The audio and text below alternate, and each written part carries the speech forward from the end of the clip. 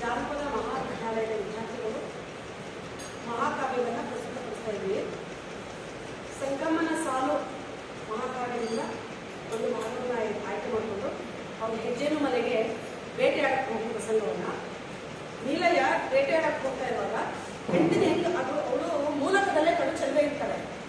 So ಆ ಚೆಲುವೆ ಆದಂತಹ ಹೆಂಡತಿನ ಒಬ್ಬಳನ್ನ ಹೇಗೆ ಇಟ್ಕೋಬೋದು, ಯಾರು ಕಣ್ಣು ಹಾಕ್ತಾರೋ ಅಥವಾ ಇವ್ರು ಕಣ್ಣು ಹಾಕ್ತಾರೋ, ಇನ್ಯಾರು ಹೊಡ್ಕೊಂಡು ಹೋಗ್ತಾರೋ, ಆ ಥರದ್ದೆಲ್ಲ ಯೋಚನೆ ಮಾಡಿಬಿಟ್ಟು ಅವನು ಭಾಷೆ ಕೂತ್ಕೊಂಡು ನನಗೆ ಮಧ್ಯದಲ್ಲಿ ಒಂದು ಪ್ರಶ್ನೆ ಉತ್ತರ ಇದೆ.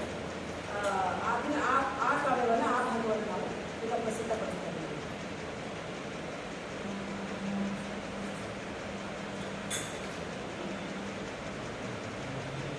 ಗಜಮುಖನ ಗರ್ಭ ಶ್ರೀ ಗಣನಾಥ